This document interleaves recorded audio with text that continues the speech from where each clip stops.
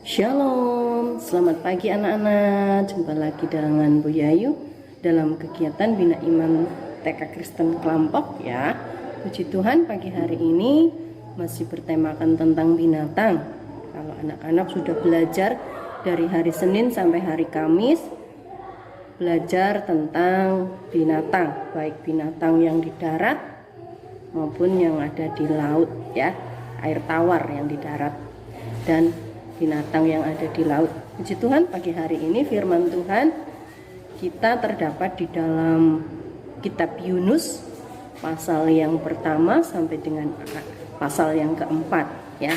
Namun sebelum anak-anak mendengarkan cerita yang akan Bu Yayu putar, kita berdoa dulu ya. Puji Tuhan, mari anak-anak kita lipat tangan, tutup matanya, bersama-sama kita berdoa dengan Bu Yayu. Maha besar Bapa kami yang bertahta di dalam kerajaan surga, Bapa yang baik, Bapa yang kami panggil di dalam nama Tuhan Yesus. Pagi hari ini kami anak-anak TK Kristen Kelampok bersama dengan guru-guru yang ada, kami akan mendengarkan cerita firman Tuhan.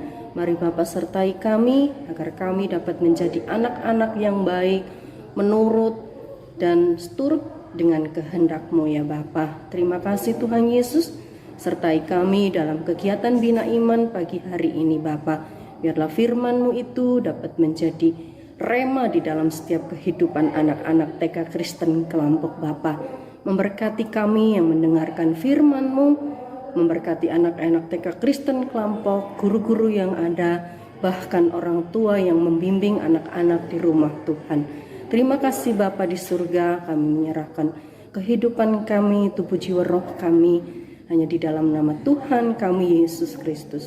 Kami mau mengikuti Bina Iman Kelampok TK Kristen Kelampok pagi hari ini. Haleluya, amin. Puji nama Tuhan anak-anak. Nanti anak-anak bisa menyaksikan cerita firman Tuhan di dalam Yunus pasal yang pertama sampai dengan pasal yang keempat ya anak-anak ya. Selamat menyaksikan cerita firman Tuhan. Sekian dari Bu Yayu. Selamat pagi, Tuhan Yesus memberkati. Tetap semangat.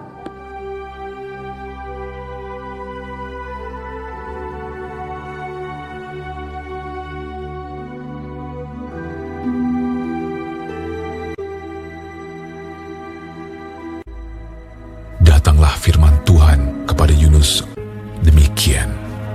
Bangunlah, pergilah ke Niniwe, kota yang besar itu. Berserulah terhadap mereka, karena kejahatannya telah sampai kepadaku. Tetapi Yunus bersiap untuk melarikan diri ke Tarsis, jauh dari hadapan Tuhan. Ia pergi ke Yafo dan mendapat di sana sebuah kapal yang akan berangkat ke Tarsis. Ia membayar biaya perjalanannya, lalu naik kapal itu untuk berlayar bersama-sama dengan mereka ke Tarsis, jauh dari hadapan Tuhan. Tetapi Tuhan menurunkan angin ribut ke laut, lalu terjadilah badai besar, sehingga kapal itu hampir-hampir terpukul hancur. Awak kapal menjadi takut, masing-masing berteriak-teriak kepada Allahnya. Dan mereka membuang ke dalam laut segala muatan kapal itu untuk meringankannya. Tetapi Yunus telah turun ke dalam ruang kapal yang paling bawah dan berbaring di situ, lalu tertidur dengan nyenyak. Datanglah nahkoda mendapatkannya sambil berkata, "Bagaimana mungkin kau tidur begitu nyenyak? Bangunlah, berserulah kepada Allahmu. Barangkali Allah itu akan mengindahkan kita, sehingga kita tidak binasa." Lalu berkatalah mereka satu sama lain, "Marilah kita buang undi, supaya kita mengetahui karena siapa kita ditimpa oleh malapetaka ini." Mereka membuang undi dan Yunuslah yang kena undi. Berkatalah mereka kepadanya, "Beritahukan kepada kami, karena siapa kita ditimpa oleh malapetaka ini? Dan dari mana engkau datang? Dan dari bangsa manakah engkau?" Sahutnya kepada mereka, "Aku seorang Ibrani. Aku takut akan Tuhan, Allah yang mempunyai langit, yang telah menjadikan lautan dan daratan. Apa yang telah kau perbuat? Akan kami apakan engkau, supaya laut menjadi reda dan tidak menyerang kami lagi. Sebab laut semakin bergelora. Angkatlah aku, capakanlah aku ke dalam laut. Maka laut akan menjadi reda dan tidak menyerang kamu lagi. Sebab aku tahu bahwa karena akulah badai besar ini menyerang kamu. Lalu berdayunglah orang-orang itu dengan sekuat tenaga untuk membawa kapal itu kembali ke darat. Tetapi mereka tidak sanggup, sebab laut semakin bergelora menyerang mereka.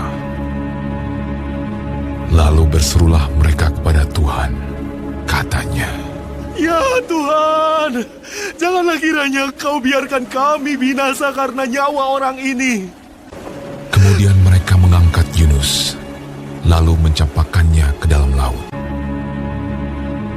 Dan laut berhenti mengamuk. Orang-orang itu menjadi sangat takut kepada Tuhan, lalu mempersembahkan korban sembelihan bagi Tuhan, serta mengikrarkan nazar. Maka, atas penentuan Tuhan, datanglah seekor ikan besar yang menelan Yunus. Dan Yunus tinggal di dalam perut ikan itu 3 hari 3 malam lamanya. Dari dalam perut ikan itu, berdoalah Yunus kepada Tuhan, Allahnya. Dalam kesusahanku, aku berseru kepada Tuhan, dan Ia menjawab aku. Dari tengah-tengah dunia orang mati, aku berteriak, dan Kau dengarkan suaraku. Telah Kau lemparkan aku ke tempat yang dalam, ke pusat lautan. Mungkinkah aku memandang lagi bait-Mu yang kudus? Aku tenggelam ke dasar bumi. Teringatlah aku kepada Tuhan, dan sampailah doaku kepadamu. Keselamatan adalah dari Tuhan. Lalu berfirmanlah Tuhan kepada ikan itu, dan ikan itu pun memuntahkan Yunus ke darat. Datanglah firman Tuhan kepada Yunus untuk kedua kalinya. Demikian. Bangunlah, pergilah ke Niniwe, kota yang besar itu, dan sampaikanlah kepadanya seruan yang kufirmankan kepadamu. Bersiaplah Yunus, lalu pergi ke Niniwe, sesuai dengan firman Allah. Niniwe adalah sebuah kota yang mengagumkan besarnya, 3 hari perjalanan luasnya. Mulailah Yunus masuk ke dalam kota itu sehari perjalanan jauhnya, lalu berseru, 40 hari lagi, maka Niniwe akan ditunggang balikan. Orang Niniwe percaya kepada Allah. Setelah sampai kabar itu kepada raja kota Niniwe, Siapa tahu, mungkin Allah akan berbalik dan menyesal, serta berpaling dari murkanya, sehingga kita tidak binasa. turunlah ia dari singgasananya, ditanggalkannya jubahnya, diselubungkannya kain kabung, duduklah ia di abu. Lalu atas perintah raja dan pembesarnya, Haruslah semuanya, manusia dan ternak, berselubung kain kabung dan berseru dengan keras kepada Allah, serta haruslah masing-masing berbalik dari tingkah lakunya yang jahat dan dari kekerasan yang dilakukannya. lalu mereka mengumumkan puasa. Baik orang dewasa maupun anak-anak mengenakan kain kabung. Ketika Allah melihat perbuatan mereka itu, yakni bagaimana mereka berbalik dari tingkah lakunya yang jahat, maka menyesallah Allah karena malapetaka yang telah dirancangkannya terhadap mereka. Dan ia pun tidak jadi melakukannya.